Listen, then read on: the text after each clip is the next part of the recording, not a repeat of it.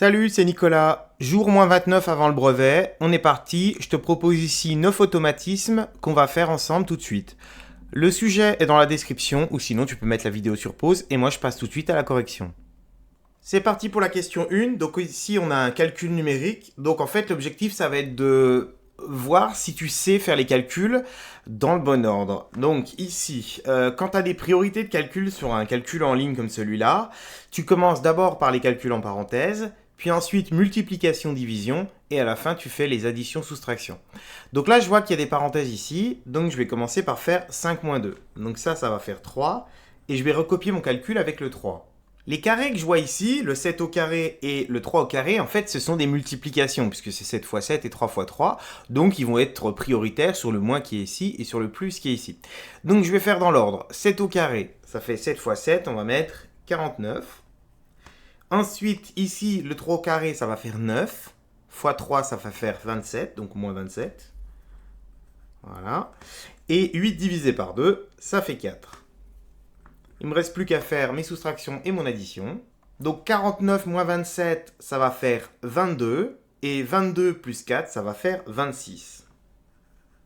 Et là, pour organiser tes calculs, puisque là j'ai fait un peu n'importe quoi, tu mets bien des égales pour dire que les calculs se font les uns à la suite des autres. Et tu vois bien ici que il faut une certaine dextérité dans les calculs parce que quand tu fais un calcul, par exemple le 5 moins 2, tu écris le résultat, mais tout le reste du calcul, il n'a pas bougé, donc tu dois le réécrire. J'ai beaucoup d'élèves qui m'écrivent directement ça, donc 5 moins 2 égale 3, puis après ils font 3 fois 3 au carré égale 27, etc., etc. Et ils ont des calculs à gauche, à droite qui sont individuels, alors que tout ce calcul doit se faire en un seul morceau. Donc vraiment, tu réécris le calcul, tu fais étape par étape, et c'est pas grave si tu fais plein d'étapes, vaut mieux faire plein d'étapes, changer de ligne régulièrement, que de vouloir faire tout d'un coup et de se tromper. Deuxième question, on a affaire à un développement, donc du calcul littéral. Ici, l'objectif, c'est de voir si tu sais multiplier une parenthèse par 9x. Donc on va développer, c'est-à-dire donner le 9x au 5 et le 9x au moins 2x, et on va multiplier ça. Donc, on va écrire que ça fait 9x multiplié par 5, ça c'est pour la première flèche. Et puis ici, tu as deux façons de gérer le moins. J'ai des élèves qui me l'écrivent là et qui vont faire 9x fois 2x, ou alors tu peux aussi faire plus, mais dans ce cas-là, tu fais bien 9x multiplié par moins 2x. Dans tous les cas, ce moins, il va falloir l'utiliser. Ensuite, je continue. 9x fois 5, ça va faire 9 fois 5, 45x. Plus, et là j'ai 9x fois moins 2x. Donc 9 fois moins 2, ça va faire moins 18, puisque j'ai un positif et un négatif. Donc moins 18. Donc là j'ai des parenthèses qui vont apparaître du coup. Et x fois x, j'oublie pas, là j'en ai 2, donc x carré. Et ça, je vais l'écrire 45x moins 18x carré. Question 3, on me demande d'écrire ça sous forme d'écriture scientifique. Donc pour avoir une écriture scientifique, il faut déjà avoir un nombre qui est compris entre 1 et 10. Donc ça veut dire qu'il faut venir mettre une virgule dans ce nombre de façon à ce que ça me donne un nombre entre 1 et 10. Donc si je mets la virgule entre le 2 et le 5, ça fait 12, ça marche pas, 12,5. Si je la mets là, ça me fait 1,25, c'est bon. Donc en fait la virgule, je vais venir la mettre ici. Donc je vais marquer 1,25. Maintenant, la question, c'est quelle puissance de 10 je mets à côté. Donc là, comme le nombre, il est grand, c'est une puissance positive. Ici, comme le nombre est petit, plus petit que 1, ça va être une puissance négative. Donc pour savoir quelle puissance, c'est simple. Il faut partir du principe que comme j'ai un nombre entier ici, la virgule, au départ, elle était ici. Donc elle s'est décalée une fois, deux fois, trois fois, quatre fois, cinq fois. Donc 10 exposant 5. Sur cet exemple-là, donc toujours, je veux un nombre entre 1 et 10. Donc la virgule, je ne peux pas la mettre là, ça fait 0,45, c'est trop petit. 4,5, c'est bon. Et si je la mets là, ça fait 45, c'est trop grand. Donc je vais mettre 4,5 fois 10 exposants. Et là, il faut réfléchir. Je veux que ma virgule, elle arrive ici. Donc je me suis décalé 3 fois ici, plus encore une fois ici, ça fait 4. Sauf que là, c'est moins 4 puisque c'est un nombre plus petit que 1. 4, on va résoudre une équation. Alors avant de me lancer dans la résolution, je vais essayer de la simplifier un petit peu parce que là j'ai un développement à faire. Donc on va faire 2 fois x et 2 fois 5 avec le moins entre les deux. Donc là ça va donner 2x moins, on n'oublie pas de faire 2 fois 5, ça fait 10, plus 3, égale 17.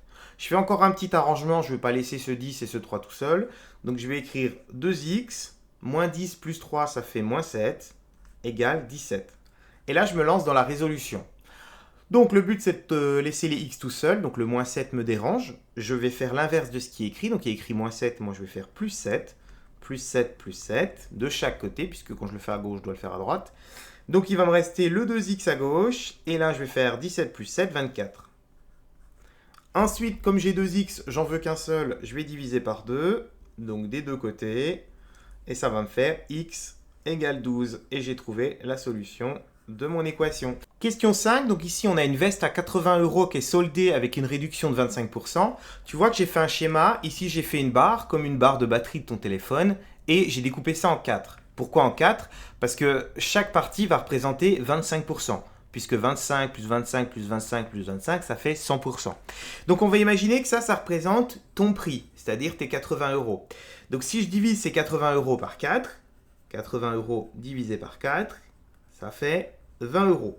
Donc il va falloir mettre 20 € dans chacune des barres, ici, 20 €, 20 €, 20 €. Et si mon prix, il est réduit de 25%, ça veut dire que je vais me séparer d'un 25%. Il va me rester donc 75% du prix, il va me rester donc 20 fois 3, c'est-à-dire le nouveau prix, ça sera 60 €. Question 6, donc on nous dit qu'on a un tableau de proportionnalité et on voudrait trouver quoi mettre dans les deux cases qui me manquent. Alors là, j'ai plein de méthodes. La première, la plus évidente, je dirais, c'est de se dire, comme c'est un tableau de proportionnalité, il y a un coefficient de proportionnalité entre la première et la deuxième grandeur. X et Y ici. Bon, bah, je réfléchis un petit peu, je vois que là, j'ai un 2 et un 8, un 3 et un 12, je reconnais la table du 4. 2 fois 4, 8, 3 fois 4, 12. Donc là, on fait x 4, et donc là, on pourrait faire 5 fois 4 et 7 fois 4. Ou alors, on pourrait se dire, bon, bah, 2 plus 3, ça fait 5, donc je vais faire 8 plus 12, ça va faire 20. De la même façon, ici, pour le 7, je peux faire 7 fois 4, ou alors, je peux me dire, bon, bah, 7, c'est pareil que 5 plus 2, donc je vais faire 20 plus 8, 28.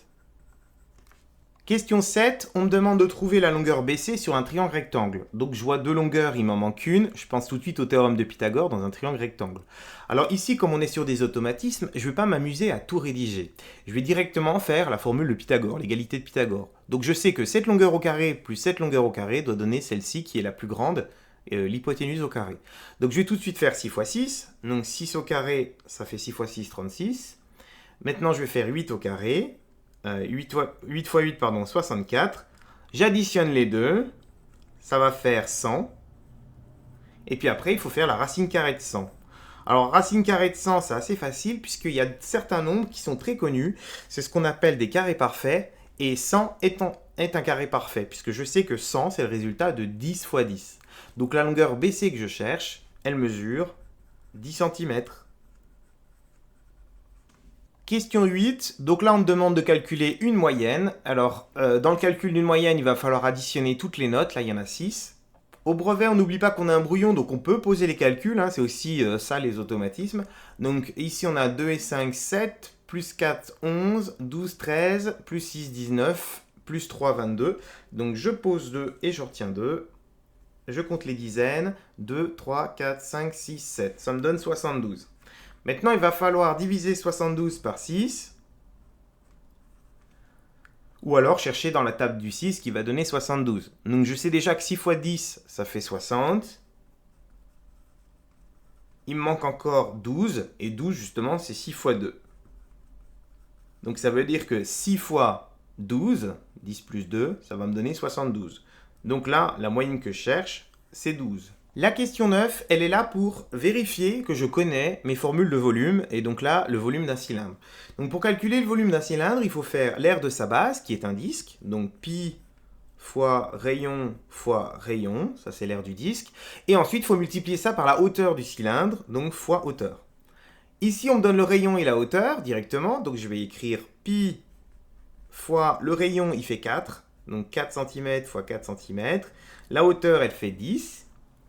Et à ce moment-là, comme on me demande le volume exact, ça veut dire que le pi, je ne vais jamais le remplacer. D'ailleurs, je n'ai pas moyen de le faire puisque sur les automatismes, je n'ai pas ma calculatrice. Par contre, cette partie-là, des multiplications, ça, je peux le faire.